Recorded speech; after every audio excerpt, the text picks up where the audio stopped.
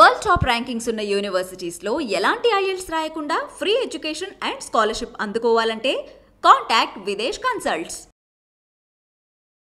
నమస్కారం గురుగారు. శ్రీమాత్రి నమః. గురుగారు, మాఘమాసంలో మనకి గుప్త నవరాత్రులు అని వస్తుంటాయి కదా, చాలా వరకు గుప్త నవరాత్రుల గురించి ఎవరికి అవగాహన లేదు.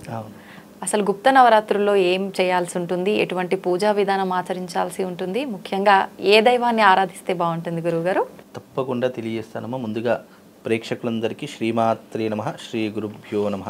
మాతా మరకతస్యామా మాతంగి మదశాలిని కుర్యాత్ కటాక్షం కళ్యాణి కదంబ వనవాసిని. గుప్త నవరాత్రులు అనేటటువంటి అంశము చాలా పెద్దనైనటువంటి అంశము. ఇది కేవలం మనుషులు ఆచరించినటువంటి విధానం కాదు, ముక్కోటి దేవతలు ఆచరించవలసినటువంటి విధానము. ఎంతోమంది దేవతలు సైతము ఆచరించినటువంటి ఒక గొప్పనైనటువంటి నవరాత్రులు ఏవైనా ఉన్నాయంటే అవి మాఘమాసంలో వచ్చేటటువంటి గుప్త నవరాత్రులు. ఇంద్రాది దేవతలు, అష్టదిక్పాలకులు, అలాగే యక్షిణీ దేవతలు, అలాగే ఎన్నో రకాలైనటువంటి విధానాలతో కూడుకొని ఉన్నటువంటి విధానమే ఈ గుప్త నవరాత్రులు. ఎంతోమంది దేవతలు ఆచరించినటువంటి విధానాలు కూడా మనకు పురాణంలో చెప్పడం జరిగింది. అయితే ఈ మాఘమాసంలో వచ్చేటటువంటి నవరాత్రులు శ్యామల నవరాత్రులు అని దీనికి పేరు. అంటే శ్యామల నవరాత్రులు అని కొంతమంది అంటూ ఉంటారు, మాతంగి నవరాత్రులు అని కొంతమంది అంటూ ఉంటారు, రాజశ్యామల నవరాత్రులు అని చెప్పేసి కొంతమంది అంటూ ఉంటారు. ఇలా ఏది ఏమైనప్పటికీ అమ్మవారికి అనేక విధములైనటువంటి నామములు. మన దక్షిణ భారతదేశం అంతా కూడా రాజశ్యామల అనేటటువంటి అమ్మవారి యొక్క నామంతో పిలుస్తూ ఉంటాము. ఉత్తర భారతదేశం అందరూ కూడా దీన్ని మాతంగి నవరాత్రులు అని అంటూ ఉంటారు, లేదా శ్యామల నవరాత్రులు అనేటటువంటి పేరుతో పిలుస్తూ ఉంటారు. ఎప్పుడైతే దశమహావిద్యలు అనేటటువంటి పేరు ఈ యూట్యూబ్లో స్టార్ట్ అవ్వడం మొదలుపెట్టారో అప్పటి నుండి ఇక ఒక్కొక్కటి అంశాన్ని అందరూ కూడా తెలియజేసుకుంటున్నారు, అందరూ కూడా తెలుసుకుంటూ ఉన్నారు. అయితే ఈ మాఘమాసంలో వచ్చేటటువంటి ఈ గుప్త నవరాత్రులు గుప్తము అంటే గోప్యం ఇది గుప్త, అంటే ఇవి రహస్యంగా చేసుకునేటటువంటి నవరాత్రులు. ఏదో పండగలాగా 10 మందిని పిలుచుకొని వచ్చి చేసేటటువంటివో, లేదా 10 మందికి తెలియజేయాలని మనం అంగరంగ వైభవంగా చేసుకునేటటువంటి నవరాత్రులు కాదు. ఇది చాలా రహస్యంగా చేసుకునేటటువంటి నవరాత్రులు. అయితే దీనికి ప్రధానంగా శ్యామల అమ్మవారి యొక్క ఫోటో దొరుకుతుంది.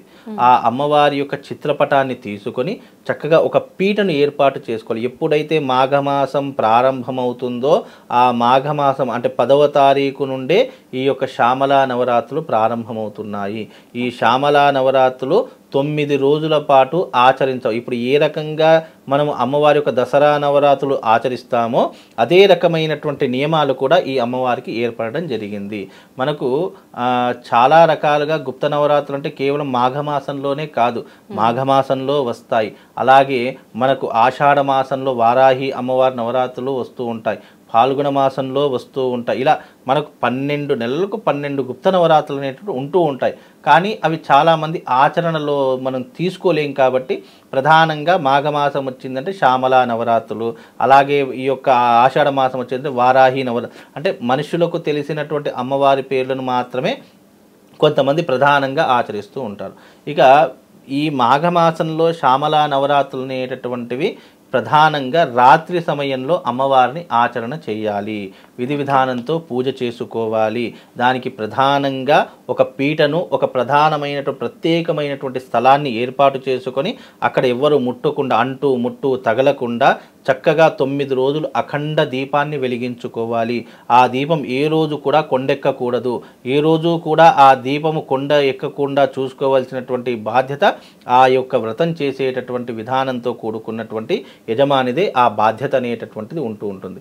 అయితే ఒక పీటను ఏర్పాటు చేసుకుని ఆ పీట పైన చక్కగా ఒక వస్త్రం వేసి బియ్యం వేసుకొని చక్కగా రాజశ్యామల అమ్మవారి యొక్క చిత్రపటాన్ని, ఫోటోని పెట్టేసుకొని దాని ముందర కలశ స్థాపన చేసుకోవాలి. ఆ తర్వాత ఆ కలశం ముందర వచ్చేసేసి గణపతి గౌరీదేవిని ప్రతిష్టాపన చేసుకోవాలి.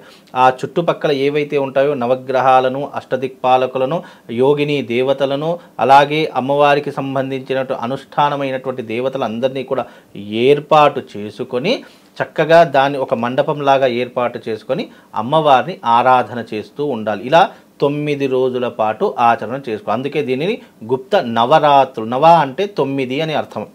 రాత్రులు అంటే రాత్రి సమయంలో ఆచరించేటటువంటి విధానంతో కూడుకున్నటువంటి అమ్మవారు ఈ శ్యామల అమ్మవారు.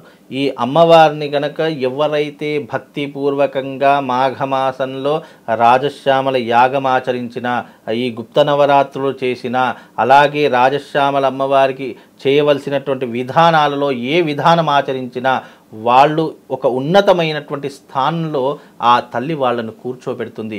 నీకు రాజ్య పదవి కావాలా, నీకు డబ్బు కావాలా, లేదు నీ అప్పులన్నీ తీరిపోవాలా, లేదా నువ్వు ఇష్టమైనటువంటి వారిని నువ్వు కోరుకుంటున్నావా, నీ దగ్గరికి రావాలా అనేటటువంటి ఏ కోరికైనా సరే శీఘ్రంగా నెరవేర్చేటటువంటి విధానము ఈ గుప్త నవరాత్రులకు ఆ తల్లి ఏర్పరిచింది. నీ సంకల్పం ఎలాంటిదైనా సరే, నీ సంకల్పం ఏదైనా సరే, నన్ను ఆశ్రయించినటువంటి వారికి ఆ సంకల్పాన్ని నేను తప్పకుండా నెరవేరుస్తాను అనేటటువంటి విధానంతో చేసేటటువంటిదే ఈ శ్యామల నవరాత్రులు. ఇవి మాఘమాసంలో మొదటి 9 రోజులు, మాఘమాసం ఎప్పుడైతే ప్రారంభమవుతుందో ఆ మొదటి 9 రోజులు అమ్మవారికి కేటాయించడం జరిగింది.